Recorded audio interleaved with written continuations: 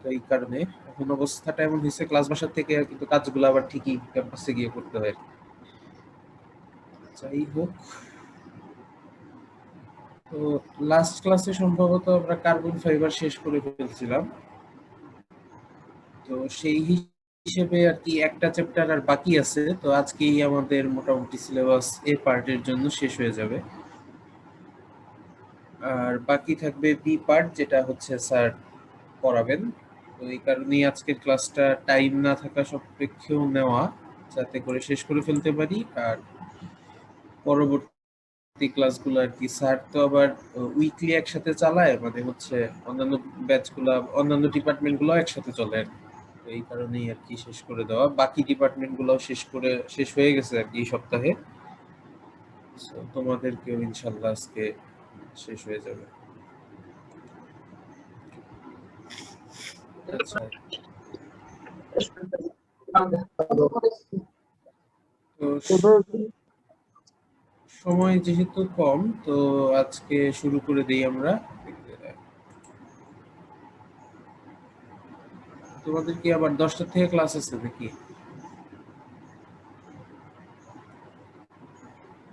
জি sir. তো ঠিক আছে, আমাদের যে লাস্ট চ্যাপ্টারটা, এটাতে আমরা পড়বো হচ্ছে 2টা ফাইবার নিয়ে, মানে খুব বেশি ডিপে ঢুকবো না, জাস্ট ওভারভিউ টাইপের পড়া। একটা হচ্ছে গ্লাস ফাইবার, একটা হচ্ছে সিরামিক ফাইবার। 2টা জিনিসই আমরা চিনি বা নাম শুনছি বা দেখছি somehow, but not in the form of fibre. অন্যভাবে হয়তো বা গ্লাস প্লেট, আসবাবপত্র বা ফুলদানি, এই টাইপের জিনিসপত্র আমরা দেখছি, তাই না? গ্লাস এবং সিরামিক দুইটাই। তো এই 2টা জিনিস দিয়ে আসলে ফাইবারও তৈরি করা যায় এবং সেটা বিভিন্ন রকম কাজে লাগে আমাদের। সেটাই আজকে দেখব, কিভাবে ফাইবার আমরা তৈরি করতে পারি এবং সেই ফাইবারের ইউজগুলা, প্রপার্টি গুলা কেমন, সেটা আর কি বোঝার চেষ্টা করব। তো ফার্স্ট অফ অল, 2টা ফাইবারই হচ্ছে ইনঅর্গানিক ফাইবার। আমরা এতদিন অর্গানিক ফাইবার পড়ছি, প্লাস কার্বন ফাইবারটাকে পড়ছি অ্যাজ এ ইনঅর্গানিক ফাইবার। আরো 2টা ফাইবার যারা ইনঅর্গানিক, তারা হচ্ছে এই গ্লাস এবং সিরামিক। তো আস্তে আস্তে আমরা শুরু করি। First of all, glass fibre. তো কাচের সাথে আমরা সবাই পরিচিত, এবং যে কাচটা আমরা দেখি, কাচের গ্লাস টাস বা প্লেটের যাই হোক, সেটা হচ্ছে সিলিকেট গ্লাস, অর্থাৎ সেই গ্লাসটা তৈরি হয় বালির থেকে, সিলিকার থেকে। তো সিলিকেট গ্লাস আমরা তাদেরকে বলবো যাদের কম্পোজিশনে অ্যাটলিস্ট 50% সিলিকন ডাইঅক্সাইড এই জিনিসটা আছে, তাদেরকে আমরা বলি হচ্ছে সিলিকেট গ্লাস। এবং বালিকে বা সিলিকাকে অনেক হাই টেম্পারেচারে, ওভার 1200 বা 1400 এরকম টেম্পারেচারে, একটা মিনিট,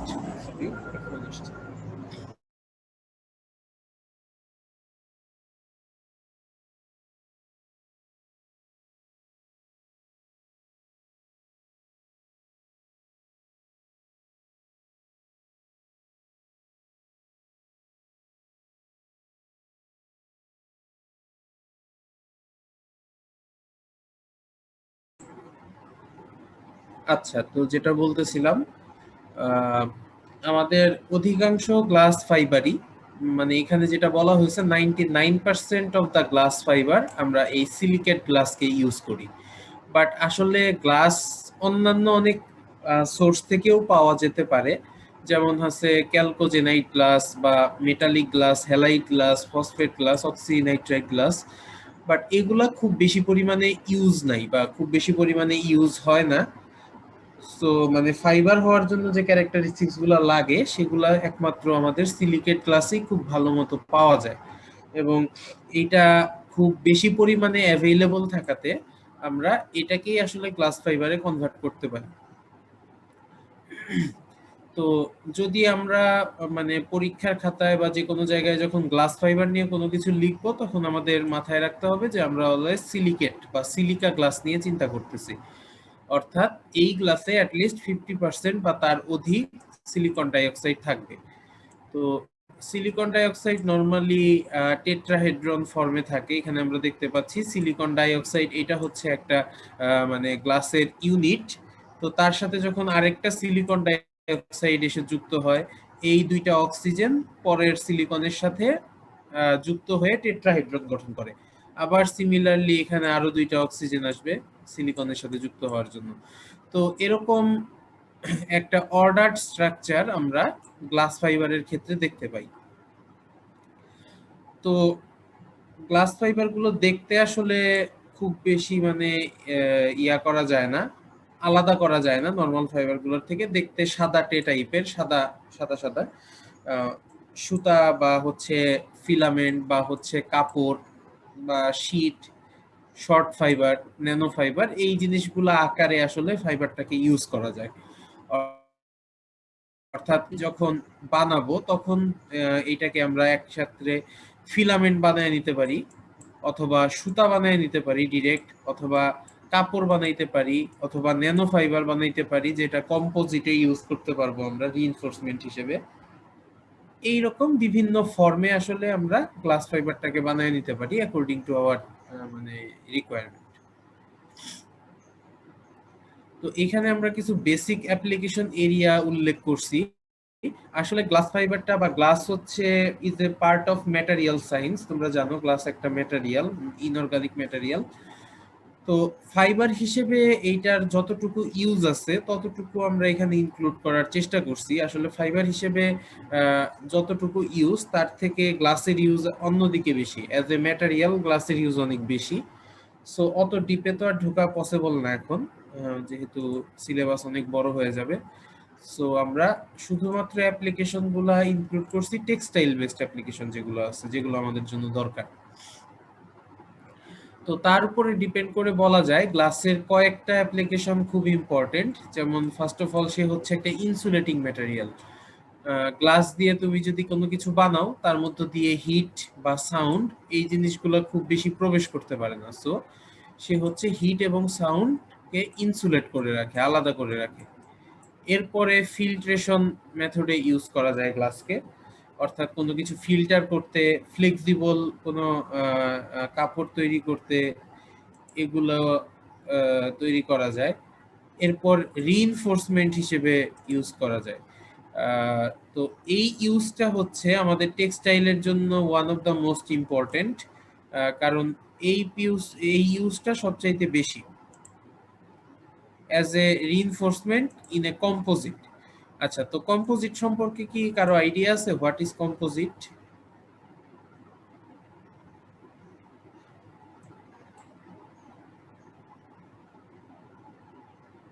আচ্ছা, কম্পোজিট যেহেতু টেক্সটাইলে আসো নামটা অনেক বেশি শুনবা পরবর্তীতে। তো কম্পোজিটটা নিয়ে আমরা সেকেন্ড স্লাইডে আলাপ করব। সো এটা আপাতত এখানে থাকুক, আমি স্যার এরপরে। কম্পোজিট হচ্ছে দুই বা ততোধিক ম্যাটেরিয়ালের মিশ্রণ স্যার। আচ্ছা, হ্যাঁ, মোটামুটি তুমি রাইট, ঠিক কথা বলছো। কম্পোজিট হচ্ছে দুই বা ততোধিক ম্যাটেরিয়ালের মিশ্রণ, এটা আমরা পরবর্তী স্লাইডে আসতেছি। আচ্ছা, এরপরে হচ্ছে আরেকটা ইউজ হচ্ছে অপটিক্যাল ফাইবার হিসেবে। আমরা ইদানিং যারা ইন্টারনেট চালাই বাসা বাড়িতে ব্রডব্যান্ড, সবাই বলে দেখবা যে অপটিক্যাল ফাইবার, অপটিক্যাল ফাইবার। তো এইখানেও অপটিক্যাল ফাইবারটাও মূলত কাচের তৈরি একটা ফাইবার বা এই সিলিকা দিয়ে তৈরি একটা ফাইবার, কিন্তু খুবই ফ্লেক্সিবল, যেটা হচ্ছে মানে অনেকটা দেখতে তারের মতো ফ্লেক্সিবল, নাড়াচাড়া করাইতে পারবা, বাঁকাইতে পারবা, বেন্ডিং করতে পারবা, কম্প্রেস করতে পারবা, অনেক কিছুই করতে পারবা। বাট এটার স্পেশালিটি হচ্ছে এর ভেতর দিয়ে যখন ডাটা ট্রান্সফার হয় এটা হচ্ছে লাইটের মতো রিফ্লেক্ট করে করে ট্রান্সফার হয় এবং অনেক স্পিডে ডাটা ট্রান্সফার হয়। সো এই জন্য এটার নাম দেওয়া হয়েছে অপটিক কেবল। আর এইটাতেও আমাদের কাচের ইউজ আছে। আচ্ছা, তো এরপরে আমরা একটু হিস্ট্রি নিয়ে আলোচনা করি যে গ্লাস ফাইবারটা কিভাবে টেক্সটাইল ফাইবার হিসেবে আলোচনায় আসলো, বা টেক্সটাইল ফাইবার হিসেবে আমরা কিভাবে এটাকে পরিচিতি পেলাম। অ্যাকচুয়ালি গ্লাস জিনিসটা অনেক আগের থেকেই পরিচিত আমাদের কাছে, আমরা চিনি গ্লাস জিনিসটাকে। তো এইটাকে ফাইবারে কনভার্ট করা যাবে বা টেক্সটাইলে ইউজ করা যাবে, সেই কনসেপ্টটা সর্বপ্রথম দেয় হচ্ছে 1713 সালে বিজ্ঞানী রেনে অ্যান্টোনিও ফারহো ডে রিউমান নামে একজন বিজ্ঞানী আছে, উনি ফ্রেঞ্চ একজন সায়েন্টিস্ট। উনি সর্বপ্রথম একটা টেক্সটাইলের উপরে এই গ্লাসের কিছু স্ট্র্যান্ড বা গ্লাসের ফাইবার জাতীয় বা ফিলামেন্ট জাতীয় একটা পদার্থ অ্যাটাচ করে। বাট এইটা ছিল পিওরলি ডেকোরেটিভ পারপাসের কারণে, কারণ এইটার কোনো ফাংশনালিটি ছিল না। এটা জাস্ট টেক্সটাইলের একটা ম্যাটেরিয়াল নেওয়া হয়েছে, তার উপরে এরকম গ্লাস লাগানো, গ্লাস ফাইবারের কিছু স্ট্র্যান্ড লাগানো। সো এটার কোনো ফাংশনালিটি ছিল না, রাদার দেন এটা ছিল একটা ডেকোরেটিভ ম্যাটেরিয়াল। এরপরে 1842 সালে ব্রিটিশ সিল্ক ওয়েভার নামে একটা অর্গানাইজেশন আছে, যারা হচ্ছে কাঁচ নিয়ে গবেষণা করতে করতে এই কাঁচ দিয়ে একটা ফ্যাব্রিক বানিয়ে ফেলে, অর্থাৎ আমাদের যে ফাইবারটা এটাকে ফ্যাব্রিকে কনভার্ট করে ফেলে। তো কনভার্ট করার ফলে আমাদের একটা ফ্যাব্রিক আমরা পাই, বাট ফ্যাব্রিকটা অতটা ভালো ফ্লেক্সিবিলিটি বা অত ভালো প্রপার্টি শো করতেছিল না, লাইক এখনকার যে ফ্যাব্রিক এরকম না। এইটা মানে কিছুটা রিজিড টাইপের একটা ফ্যাব্রিক হয়েছিল, বাট তারা সর্বপ্রথম এটা বানায় আর কি অ্যাকচুয়ালি। এরপরে 1893 সালে, আরো 50 বছর পর, এডওয়ার্ড লাইবি নামে একজন সায়েন্টিস্ট, উনি হচ্ছে একটা এক্সিবিশনে এই গ্লাস ফাইবার দিয়ে ড্রেস বানায়, ওভেন ড্রেস বানায় সেটাকে এক্সিবিট করে বা ডিসপ্লে করে। তো এটা ছিল ফার্স্ট মানে application of glass fibre to make a dress, complete dress, not fabric, not yarn, complete dress. তো এইটা ওয়ান অফ দা মানে প্রথম আবিষ্কার, এবং এইটাও ছিল মূলত মানে কাপড়টা অতটা কমফোর্টেবল হয় নাই, এটা মূলত ডেকোরেটিভ পারপাসে এই জিনিসটাকে এক্সিবিট করা হয়েছিল।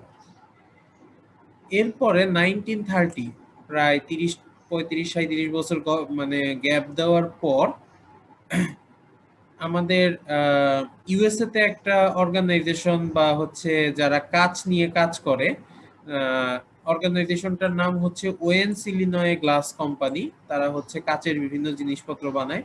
তো এখানকার কিছু এমপ্লয়ি, জেমস স্লেটার, জন থমাস এবং ডেল ক্লাইস্ট, তারা হচ্ছে সর্বপ্রথম এখনকার যে গ্লাস ফাইবার বানানোর সিস্টেম বা এখনকার যে গ্লাস ফাইবার, সেই রকম একটা গ্লাস ফাইবার তারা সর্বপ্রথম তৈরি করে 1930 সালে, এবং এটাই হচ্ছে আমাদের বর্তমান কমার্শিয়াল গ্লাস ফাইবারের বেস।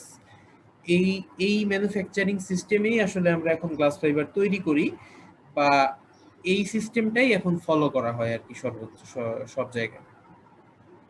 তো এইটা ছিল সর্বপ্রথম মানে অ্যাকচুয়াল আমাদের এখনকার গ্লাস ফাইবারের ম্যানুফ্যাকচারের হিস্ট্রি।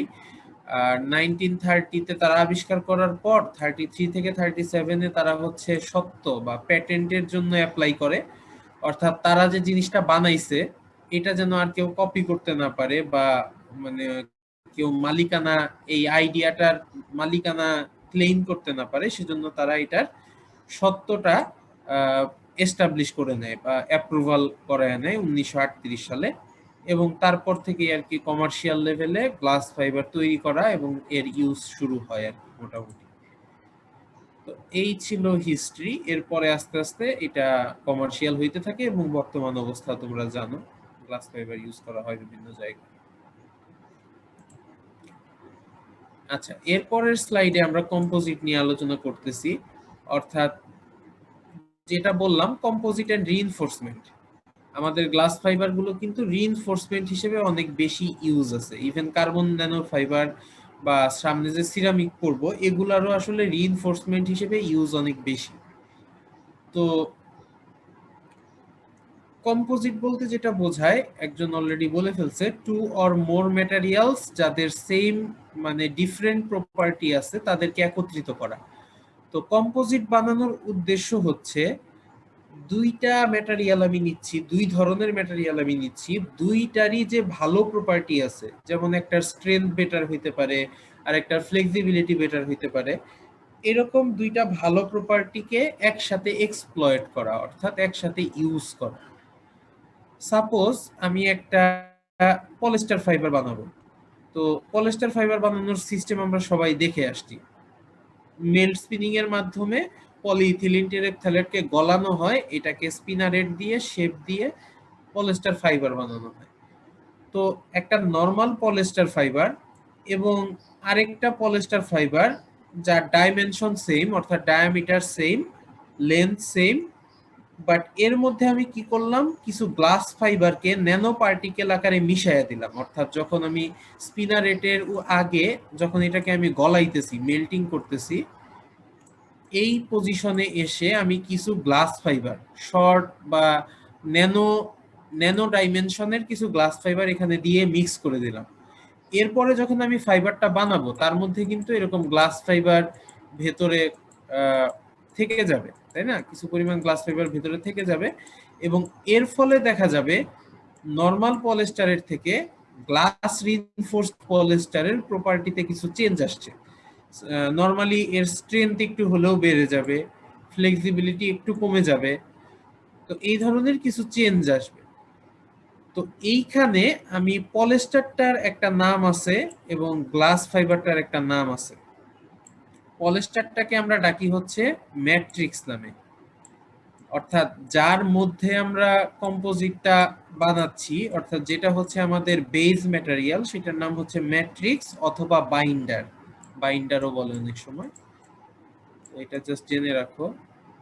আর যে ম্যাটেরিয়ালটাকে আমি দিচ্ছি স্মল অ্যামাউন্টে বা যেটা হচ্ছে ডিসপার্সড অবস্থায় আছে, সেটার নাম হচ্ছে রিইনফোর্সমেন্ট অথবা ফিলার, FILLER, ফিলার। তো একটা কম্পোজিটের আসলে এরকম দুইটা পার্ট থাকে, একটা হচ্ছে আমাদের রিইনফোর্সমেন্ট বা ফিলার, আর একটা হচ্ছে ম্যাট্রিক্স বা বাইন্ডার। তো এইটা হচ্ছে আমাদের মানে মূলত কম্পোজিটের কনসেপ্ট, কেন আমরা কম্পোজিট ইউজ করি এবং কম্পোজিটটা দরকার কেন। তো কম্পোজিট আসলে নেচারেও থাকে, কম্পোজিট শুধু আমরা হাতে বাকি এরকম না, কম্পোজিট এক্সিস্ট ইন নেচার। যেমন এক টুকরা কাঠ যদি আমরা কনসিডার করি, তাইলে এইটাতে আমাদের লং সেলুলোজিক যে ফাইবার গুলো আছে এগুলা হচ্ছে রিইনফোর্সমেন্ট হিসেবে ইউজ হয়, আর এদেরকে একসাথে ধরে রাখে হচ্ছে লিগনিন। সো লিগনিনটাকে আমরা বলতে পারি হচ্ছে ম্যাট্রিক্স বা বাইন্ডার, আর এই সেলুলোজিক যে ম্যাটেরিয়াল গুলো এগুলোকে আমরা বলতে পারি কি রিইনফোর্সমেন্ট অথবা কি ফিলার। ওকে, বোঝা গেল জিনিসটা? জি স্যার। আচ্ছা, তো কম্পোজিট আসলে কয়েকটা ধরনে থাকতে পারে, নট অনলি একরকম ভাবে কম্পোজিট পাবো, নট নেসেসারি, আরো বিভিন্ন রকম কম্পোজিট থাকতে পারে।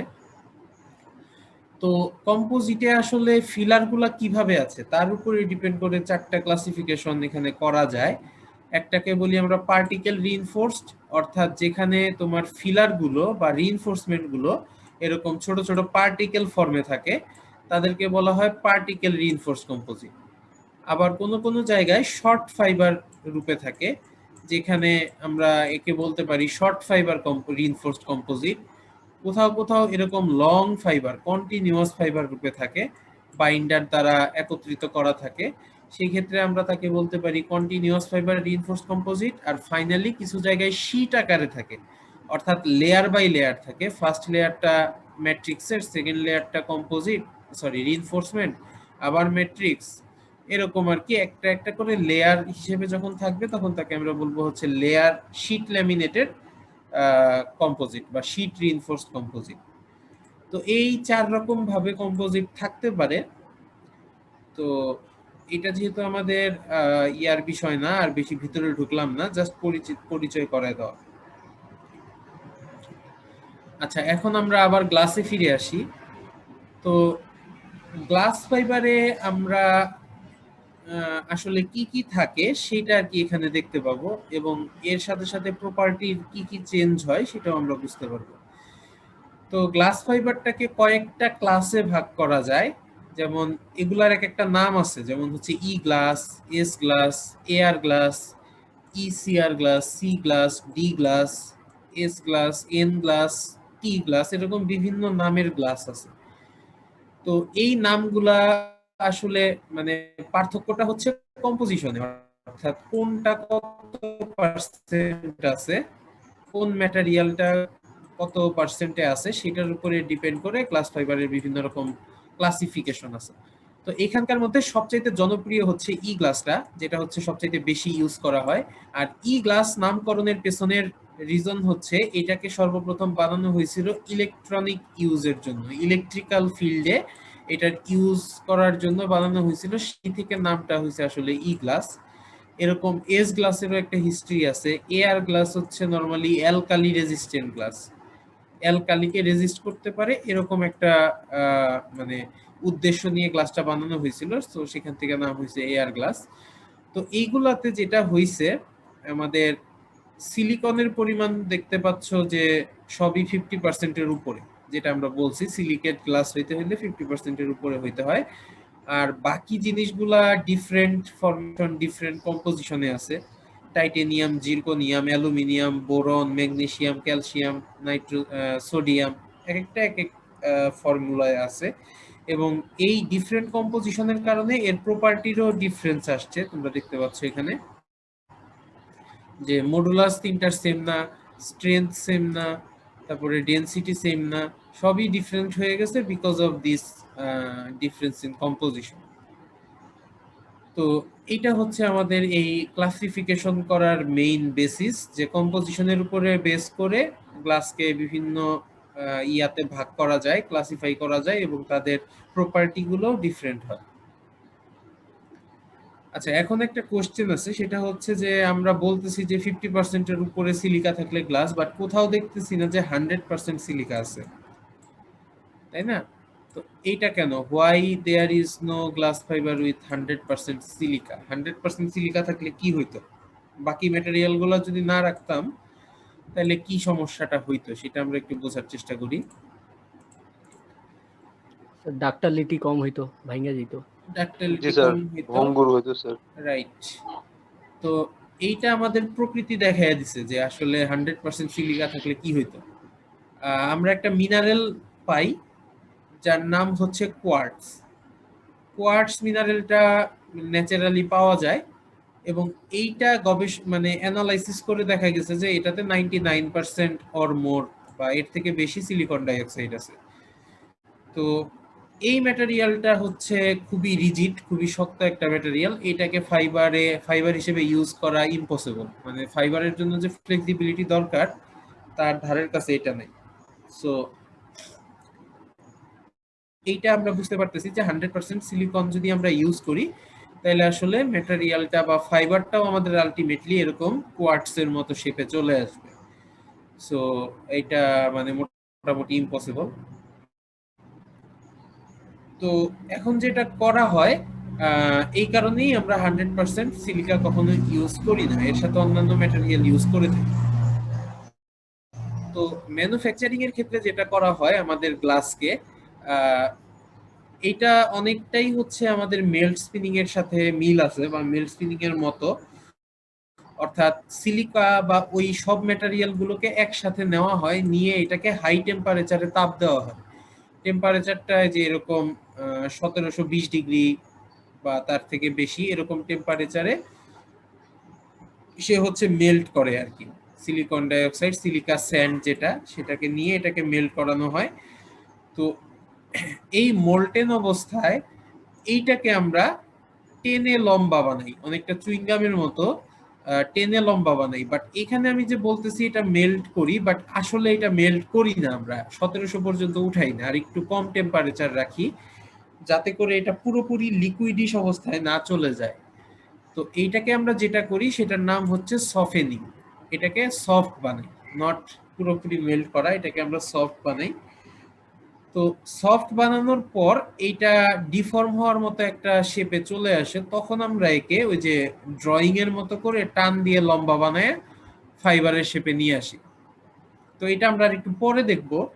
তো এটা বলার উদ্দেশ্য হচ্ছে এখানে আমরা সফেনিং পয়েন্টটা কি এটার একটা সংজ্ঞা এখানে আমরা রাখছি, তো সেটা সম্পর্কে জানবো।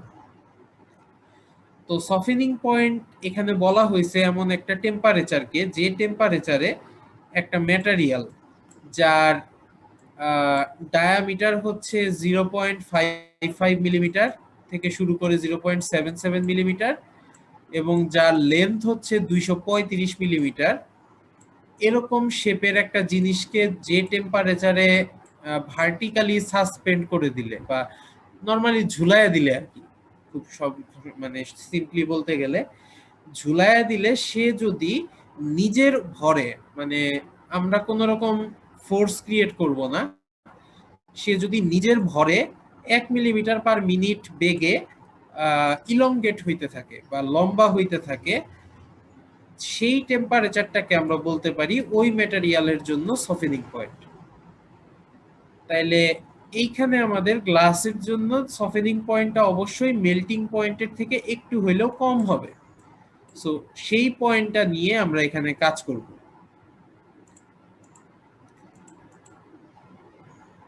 তো ম্যানুফ্যাকচারিং যে স্টেপ, এখানে যদি আমরা আসি তাহলে আমরা দেখতে পাবো, এখানে দেখতে পাচ্ছ যে গ্লাসটাকে 1370°C অর্থাৎ আমাদের 1720 টা রেখে আর একটু কম টেম্পারেচারে এটাকে সফেন করা হচ্ছে।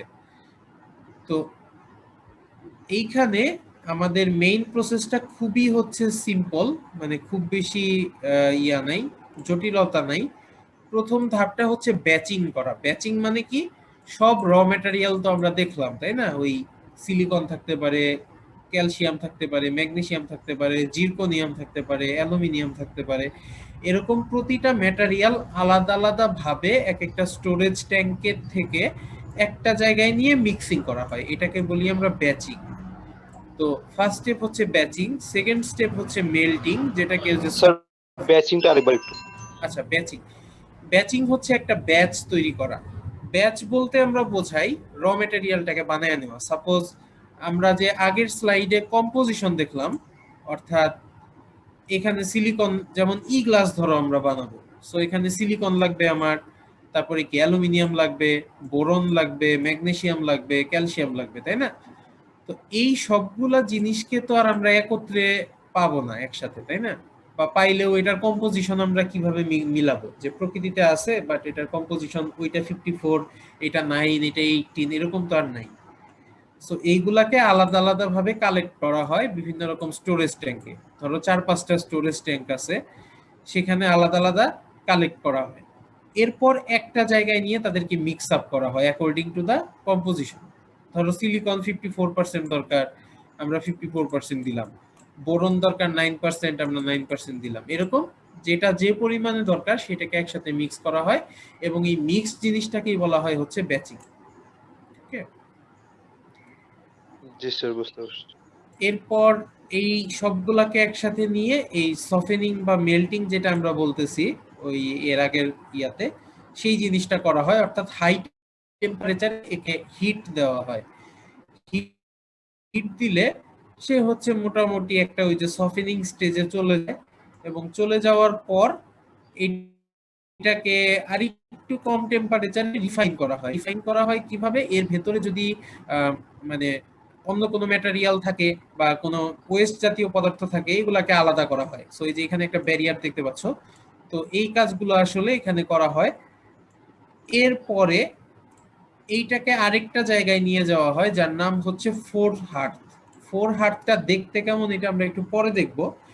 এইটা অনেকটা আমাদের স্পিনারেটের মতো কাজ করে, অর্থাৎ নিচে তোমার এই এরকম মানে কাটা একটা জায়গা থাকে যেখান দিয়ে মোল্টেন বা এই সফেন পলিমার বলতেছি, এই গ্লাসটা কি সফেন অবস্থায় বের হয়ে আসে, এবং ওয়াইন্ডিং রোলার দিয়ে একে টানা হয়, এবং এইটার স্পিডের উপরে ডিপেন্ড করে আমাদের ফাইবারের ডায়ামিটার কত হবে বা প্রপার্টি গুলা কেমন হবে। এটা অনেকটা মেল্ট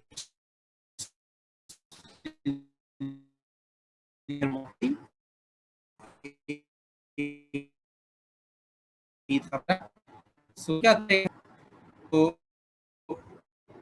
এর পরবর্তী